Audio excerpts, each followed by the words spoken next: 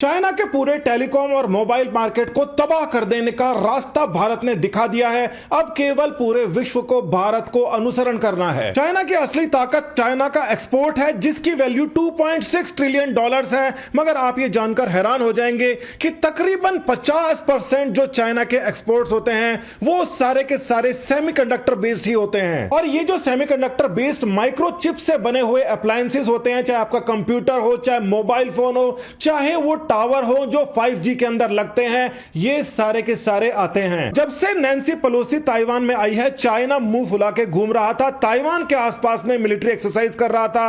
मगर ताइवान की तरफ से केवल एक धमकी आई, उसके बाद चाइना के होश फाख्ता हो गए। केवल एक जगह से नहीं, 3 जगह से चाइना के ऊपर रियल प्रेशर, रियल थ्रेट पड़ा और चाइना चुपचाप वहां से निकल लिया। ताइवान, अमेरिका और इंडिया का इसके अंदर अलग अलग रोल था। इंडिया की तरफ से एक खबर आती है 8 तारीख को, हालांकि ये नॉन ऑफिशियल खबर थी, मगर इस अकेली खबर ने Xiaomi के 2% शेयर्स डाउन कर दिए वर्ल्ड वाइड। खबर यह थी कि $150 यानी तकरीबन 12-13 हजार रुपए से नीचे का जो मोबाइल फोन चाइना से आता है, उसका अब इंपोर्ट भारत बंद कर सकता है। और यह चाइना के लिए बहुत ही ज्यादा खतरनाक काम है। चाइना के टोटल एक्सपोर्ट 16% अमेरिका जाते हैं, 5% जापान और 3% इंडिया आते हैं। इसके अलावा कई अन्य देशों में जाते हैं। मगर चाइना यह एक्सपोर्ट इसीलिए कर पाता है क्योंकि ताइवान की तरफ से उसको सेमीकंडक्टर चिप्स मिलती हैं। अब ये जो चिप्स है जो आपके मोबाइल फोन के अंदर लगी हैं, ज्यादातर क्वालकॉम के स्नैपड्रैगन या फिर मीडियाटेक की बनी हुई होती है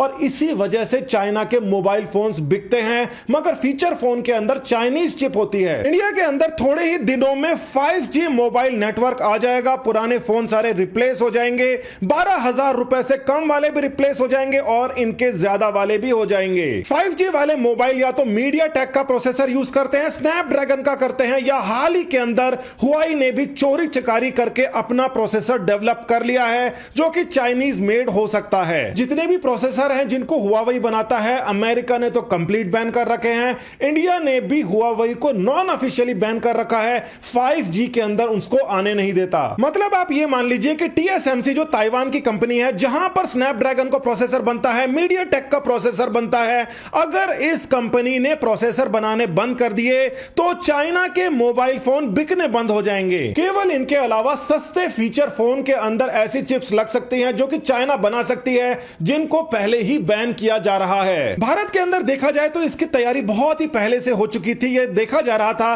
कि किस प्रकार से चाइना की जो कंपनियां हैं इनको बाहर खदेड़ा जाए। भारत के अंदर सरकार बहुत ही ज्यादा सोच में थी कि किस प्रकार से ऐसा हो सकता है कि जो सस्ते फोन चाइना बनाकर यहां पर दे रहा है, उतने ही सस्ते फोन भारत वाले नहीं बना पा रहे, आसपास भी नहीं पहुंच पा रहे हैं। जिस समय IT रेड्स पड़ती हैं, बहुत सारे दस्तावेज सामने आते हैं और यहां पर बहुत ही बड़ा खुलासा होता है कि जानबूझकर चाइना लॉस के अंदर मोबाइल फोन बेच रहा था ताकि भारत की कंपनियां हो जाए बंद और धीरे धीरे ये बढ़ा दे अपने रेट। चाइना की यह स्ट्रेटेजी थी कि भारत की पूरी टेलीकॉम इंडस्ट्री को तबाह कर देते हैं, उसके बाद में मनमानी रेट लेंगे। इसीलिए दस्तावेजों से सामने आया, जानबूझकर चीन की सरकार इनको पैसा दिया करती थी ताकि सस्ते मोबाइल फोन इतने सस्ते बेचे जा सके, भारत के अंदर कोई प्राइवेट मैन्युफैक्चरर सर्वाइव ना कर पाए। जैसे ही ईडी ने 44 अलग अलग जगह रेड करी, उनके दस्तावेज कलेक्ट करे, तो पता पड़ा कि एक ही कंपनी कुछ प्रोडक्ट्स को लॉस के अंदर बेचकर केवल और केवल इंडियन मैन्युफैक्चरर्स को नुकसान पहुंचा रही है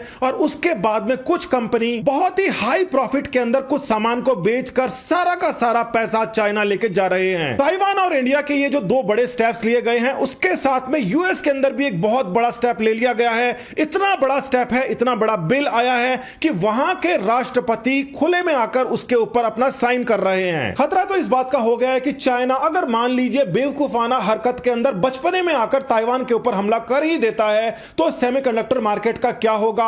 अमेरिका के अंदर अरबों खरबों डॉलर्स, $36 बिलियन का बिल लेके आए हैं कि लोकल मैन्युफैक्चरर्स को बोलेंगे यहां पर अपनी सेटअप लगाओ, अपना सारा का सारा उपक्रम स्थापित करो और सारी की सारी प्रोडक्शन यूनाइटेड स्टेट्स में शुरुआत करो। यानी कि चाइना का जो 16% मार्केट यूएस जाता है, उसमें कम से कम 12% को डेंट देने की तैयारी। जैसे ही भारत और यूएस एक बड़े स्टेप्स लेते हैं, उसके बाद में ताइवान तो एक कदम और आगे निकल आता है और जैसी एक्सरसाइज चाइना ताइवान के ऊपर कर रहा था, वैसे की वैसी एक्सरसाइज ताइवान चाइना के ऊपर करनी शुरू कर देता है। चाइना ने नैन्सी पेलोसी के आने के टाइम में शोर शोर मचाया था, कुछ चली नहीं, सारी हेगड़ी निकालकर वो चलती बनी। उसके बाद में अपनी पब्लिक के सामने शोर मचाया कि देखो हमने ताइवान की एक नहीं सुनी, इतनी बड़ी मिलिट्री ड्रिल कर दी है कि ताइवान अब सदमे में है, मिलिट्री ड्रिल खत्म हो जाती है। मगर ताइवान करता है मिलिट्री ड्रिल शुरुआत चाइना के विरुद्ध, और अब चाइना के लोग ये सोच रहे हैं कि अगर मिलिट्री ड्रिल करना इतनी बड़ी बात है तो आपकी तो घनघोर बेइज्जती हो रही है ताइवान के द्वारा। प्रधानमंत्री ने जिन एप्स के ऊपर रोक लगाई थी, टिकटॉक वगैरह, वो अमेरिका भी नहीं कर पाया,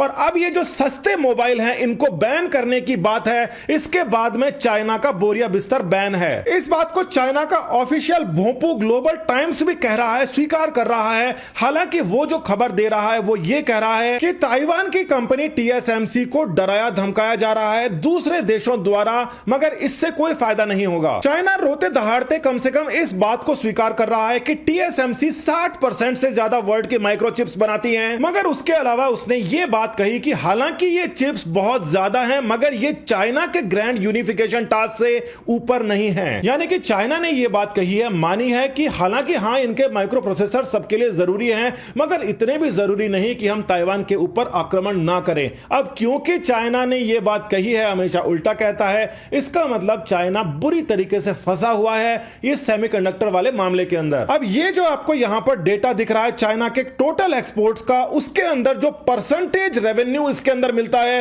वो बहुत ही ज्यादा है। बाकी जूते, चप्पल, कपड़े, टॉयज, ये सब जो बनाते हैं इसके अंदर परसेंटेज मार्जिन इतना ज्यादा नहीं है। अब सबसे बड़ी बात यहां पर आती है कि भारत ने ऑफिशियली स्टेटमेंट को क्यों नहीं निकाला कि 12-14 हजार रुपए से नीचे वाले मोबाइल हम चाइना के बिकने नहीं देंगे, क्योंकि अगर भारत ऐसा करता तो भारत के अंदर बैठे चाइना से MOU करे वाले लोग बोलते कि अंबानी अदानी को फायदा देने के लिए सरकार ऐसा कर रही होगी, मगर ये नहीं वो बताते कि 2013 के अंदर ही सबसे ज्यादा अमीर आदमी इन्होंने ही अंबानी को बना दिया था, उसके पहले ये समोसे चाट नहीं बेचा करते थे। सवाल यहां पर एक बड़ा बिल्कुल हाईलाइट हो जाता है कि मामला चाइना और ताइवान के बीच में है, मगर इंटरेस्टिंग इसलिए हो गया क्योंकि चाइना के सारे लोग चाइना के साथ और ताइवान के सारे लोग ताइवान के साथ है, मगर भारत जैसी डेमोक्रेसी के अंदर जो चाहता है वो अपना ढोल अलग पीटता है। सबको चाहिए कि केवल और केवल देश की बात करें जब भी बाहर से कोई भी बात आती है, और अंदर जो भी पॉलिटिक्स करते हो